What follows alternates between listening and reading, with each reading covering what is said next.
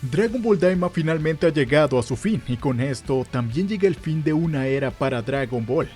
Pues Daima fue el último material supervisado completamente por Akira Toriyama. Y aunque el manga continuará de la mano de Toyotaro y todavía quedan algunos guiones de Toriyama que dejó atrás, Daima fue el último proyecto que Akira supervisó y aprobó personal y completamente. Y debido a esto, algunas personas en el fandom consideran que Daima da por finalizada la historia 100% canon de Dragon Ball. Pues cualquier otra cosa que salga a partir de ahora ya no será hecha por Toriyama.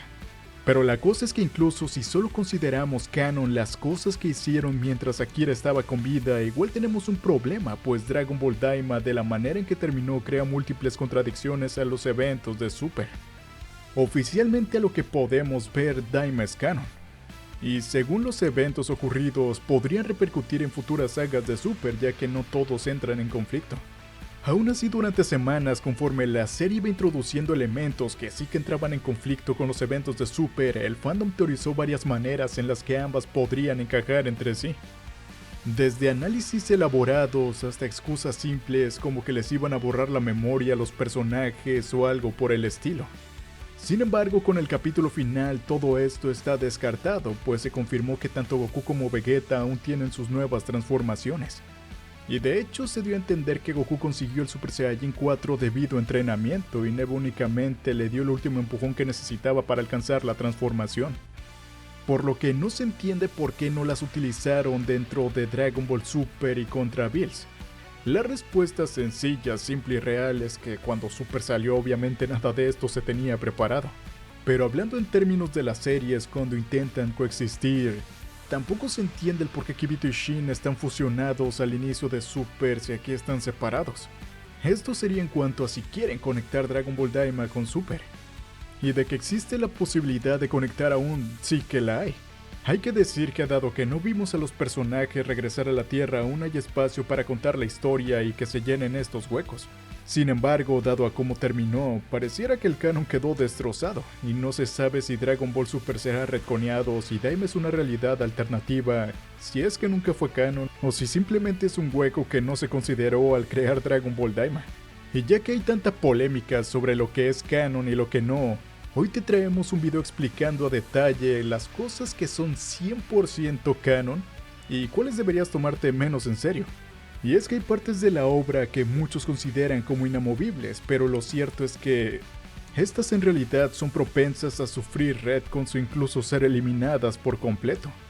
Y esto es algo que ya ha ocurrido varias veces antes en Dragon Ball. Por ejemplo, tenemos el caso de Dragon Ball GT. Es verdad que al no estar escrito por Toriyama y aunque este participó ligeramente, podría decirse que no fue canon. Sin embargo, durante años fue la única continuación oficial de Dragon Ball Z que existía. Y dado que en el pasado no existían tantas comunidades en internet, muchos lo consideraban como algo canon. Y así se mantuvo hasta la llegada de la película de la Batalla de los Dioses, que al ser un producto escrito por Toriyama eliminaba por completo a Dragon Ball GT del canon. Pero es que luego la posición del canon de la película también tomó un cambio con la llegada del anime de Super que narraba los acontecimientos ligeramente diferente. Y encima el propio Super hasta la fecha tiene problemas respecto a lo que es canon o no, puesto que el anime y el manga narran los eventos de forma distinta. Normalmente en los animes el manga es lo que se considera canon, y cualquier cosa que el anime cambie se considera como relleno. Sin embargo, este caso es muy especial y un tanto más complicado, puesto que el anime no se hizo como una adaptación del manga, sino que el manga se hizo como un producto para promocionar al anime, y ambos fueron escritos basados en los guiones de Toriyama que entregaba. Como pueden ver, los conflictos en el canon no son nada nuevos en la franquicia, y hay muchas cosas que han ido cambiando y seguirán cambiando. Sin embargo, existen otras que sí que son completamente inamovibles, y pase lo que pase, nunca dejarán de ser canon. Y es que cuando dos eventos se contradicen entre sí, es probable que uno de estos eventos tenga un nivel más alto de canonicidad, por así decirlo. Y por lo tanto, ese es el que deberíamos considerar como la verdadera historia, mientras que el otro es algo que en cualquier momento podría ser modificado para adaptarse a la continuidad o incluso ser eliminado por completo. De hecho, en estos momentos, tanto anime como manga como películas se consideran canon. Todo lo posterior a la batalla de los dioses, ya que todos cuentan la misma historia aunque con ligeros cambios. Así que en este momento tendríamos en realidad 3 realidades alternativas canon, por así decirlo. Incluso GT tiene su propio canon, ya que es una secuela directa de Dragon Ball Z, así como la batalla de los dioses que incluso tiene el título de Z. Así que para aclarar todos estos puntos, a continuación vamos a organizar todo el material de Dragon Ball en los diferentes niveles de canonicidad, empezando por lo que es más canon hasta lo que no deberíamos tomar en cuenta. En el primer nivel tenemos a lo que llamaremos el canon inamovible, es decir, el contenido que pase lo que pase nunca será descanonizado ni retconeado, y que cualquier cosa que contradiga lo visto aquí debe ser ignorada, puesto que este material tiene más validez que cualquier otra cosa. Y en este nivel de canon inamovible tenemos únicamente el manga original de Dragon Ball desde el primer capítulo cuando Bulma conoce a Goku en la montaña Paos hasta el final de la saga de Majin Buu y el torneo de Up. Esa es la historia original que Toriyama tenía pensada como una historia y una conclusión definida. Y por esto mismo es donde menos errores de continuidad encontramos, pues esto es lo que originalmente estaba planeado. Claro, toda la historia tiene uno que otro error como el de los androides 19 y 20, o los cambios de villanos sobre la marcha con Cell, los androides y demás, o recientemente que nos enteramos que Toriyama quería terminar Dragon Ball con la saga de Cell con razones tan épicas. Se le pidió que continuara con una saga más y al final se divirtió tanto haciéndola que terminó disfrutando toda la saga de Buu. Entonces, considerando esto, todo lo que vino después no son más que extras y por eso cualquier cosa que esté presente en alguno de los contenidos que se vinieron después del manga original o que directamente contradiga algo de lo que ocurre, debería ser entre comillas descartada, pues nada tiene más peso que la historia original tal cual estaba pensada por Toriyama.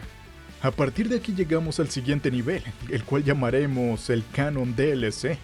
Esto es contenido que fue escrito por Toriyama después de haber finalizado la obra original y que tiene la intención de continuar la historia. Aunque esto se trata de una extensión artificial de la trama, puesto que son cosas que no estaban pensadas para ser parte de la historia, y únicamente funcionan como un extra para que los fans puedan disfrutar, seguir recibiendo contenido y aunque puede llegar a tener excelentes niveles de calidad, la realidad es que normalmente esto pasa únicamente para que las empresas puedan seguir vendiendo, y no están tan motivadas por el deseo artístico del autor. En este escalón es donde encontramos a Dragon Ball Super, que es la secuela oficial de Dragon Ball Z y conecta de forma directa con la obra original, ya que como te dijimos nunca estuvo planeado y únicamente funciona como un extra, por lo que si por algún motivo algo de Super contradijera información vista en el manga original, se le debería dar prioridad a lo visto en lo original. Aquí cabe dar una mención acerca de las películas de Dragon Ball Z, la batalla de los dioses y la resurrección de Freezer. De estas la única película que Toriyama tenía planeada sería la de Bills, y esto fue por Dragon Ball Evolution, ya que en el libro de 30 aniversario de Dragon Ball, Toriyama reveló que cuando hicieron el live action de Dragon Ball Evolution, este les envió un guión y también quería ayudarles a supervisar la historia, pero lo ignoraron. Y como vio el desastre que terminó siendo esta película, lo motivó a hacer una película él mismo. Y de esta manera que la gente recordara Dragon Ball no por Dragon Ball Evolution, sino por una película más que él hizo. Así que muchísimo contenido de Dragon Ball actual se lo debemos a Dragon Ball Evolution, ¿quién lo hubiera dicho? Además, claro, que esto terminó siendo un éxito y Toei le pidió que continuara con una película más, a lo cual Toriyama aceptó. Y posteriormente cuando le dijeron que únicamente tendría que hacer guiones y nada de dibujo, pues fue un trato bastante cómodo. Y fue así que Toyotaro llegó para continuar con el manga y Toei Animation comenzó con el anime de Super. Como podemos notar, estas son condiciones más laborales. La batalla de los dioses fue algo más por el amor a su propia obra. Y las secuelas, anime y demás ya fueron tanto por diversión como por, claro, motivos económicos tanto de Toei como de Toriyama, aunque no creemos que Toriyama necesitara mucha motivación económica. Con que le dijeran que podría continuar con una historia que ama y solamente con guiones, creo que se sintió bastante a gusto. Y ahora continuando con Dragon Ball Super es un caso curioso, pues como mencionamos antes, el anime y el manga, aunque cuentan la misma historia, difieren en cuanto a la forma en que ocurren los hechos. Y dado que a diferencia de la mayoría de las series, aquí el manga vino después del anime y fue escrito como una herramienta para promocionarlo, era difícil saber cuál de las versiones tenía más validez. Es cierto que actualmente el manga se ha deslindado del anime y funciona como un producto independiente que incluso va muchísimo más avanzado. Pero al menos en lo que compone a las primeras sagas, ambas versiones tanto anime como manga no son más que adaptaciones del guión realizado por Toriyama. Y por esto mismo es que ninguno de los dos tuvo su historia escrita 100% por él. Así que no podemos ponerlo al nivel que tuvo el manga original, como las películas de Z. Él realizaba diseños para los personajes o supervisaba un poco de la historia. E incluso, no sé si sabían este dato, pero Akira Toriyama realizó los diseños de los Furijin para los rellenos de Dragon Ball Z, cuando Kamisama cuenta la historia. Y aunque Toriyama diseñó todo esto, nunca he visto que lo consideren canon. Ahora en cuanto hacia el manga o anime, ¿cuál tiene más peso en el canon? Diríamos que es un empate, y simplemente debemos interpretarlo como dos versiones alternativas que cuentan la misma historia. Sin embargo, debido a que el manga en sus últimas sagas se deslindó del anime y también debido a que las películas suelen tomar más en cuenta los eventos del manga que los del anime, como por ejemplo mostrar a Vegeta usar el Super Saiyajin Dios en la película de Broly, quizás podríamos decir que el manga reemplaza la versión animada en términos de canon. Y si alguna vez llegan a hacer un remake de Super, es casi seguro que lo harían basado en el manga, tanto para no mostrar lo que ya vimos y tener un buen material en que basarse. Pero de momento, como ya mencionamos, tanto anime de Super como manga de Super funcionan como canon secuelas de Dragon Ball Z, ya que cuentan una misma historia con diferentes acontecimientos. Una historia que la mayoría Toriyama pensó. Pasando al siguiente nivel tenemos algo que llamaremos canon variable. Y estas son cosas que técnicamente están dentro de la continuidad y se les considera oficialmente como parte cronológica, pero se trata de aventuras que no alteran en nada la trama principal y podríamos considerarlas como misiones secundarias o algo por el estilo. Y debido a que no tiene una repercusión real en los eventos de la historia principal ni tampoco en el desarrollo de los personajes, este contenido es susceptible a ser modificado, reescrito, ignorado e incluso eliminado de la continuidad si fuera necesario para mantener la coherencia en la historia principal. En este nivel podríamos encontrar cosas como Dragon Ball Daima, el manga de Minus, el especial del hermano de Vegeta y la información de Dragon Ball Online, aunque mucho de esto último ya ha sido completamente eliminado. Cosas que oficialmente están dentro de la cronología y que sirven para expandir el lore del universo, pero puedes saltarte sin ningún problema.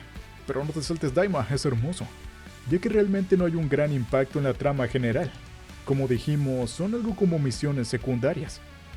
Aunque en el caso de Minus, ese quizá deberíamos moverlo un escalón al canon DLC, puesto que parte de su historia fue adaptada a la película de Broly, y por lo tanto ahora forma parte del canon de Super.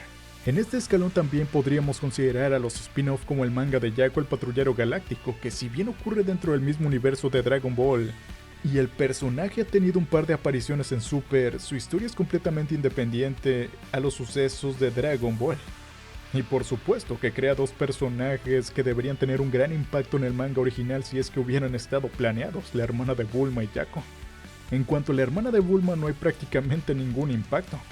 En cuanto a Jaco sí que lo hay, porque este pudo haber ayudado en la invasión de los Saiyajins. Pues se quedó en la invasión de Freezer, ¿por qué no lo haría con los Saiyajins? Así que si se estaban preguntando, ¿qué debemos darle más prioridad si Super o Daima, si Daima descanonizó Super o algo por el estilo? Simplemente vamos a verlos como las secuelas canon de Dragon Ball Z, ya que las tres lo son, pues fueron supervisadas completamente por Toriyama siguiendo su guión, envolviéndose en ellas y trabajando bastante duro en ellas. El Super Saiyajin 4 seguramente se ha ignorado en futuros proyectos de Super, y seguramente sigue su propia línea independiente, siendo Daima un producto que Akiyoko y Toriyama sacaron juntos. Y dado a cómo están los derechos actualmente de Dragon Ball, y que Yoku no puede tocar cosas de Dragon Ball Super, quizá esta sea la idea ideal para que Yoku pueda continuar con más animación y películas por su parte, creando una línea alternativa a partir de Daima.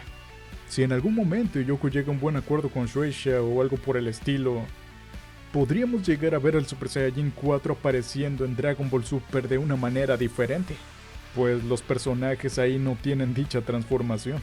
Y quizá en Dragon Ball Daima podamos ver los niveles divinos.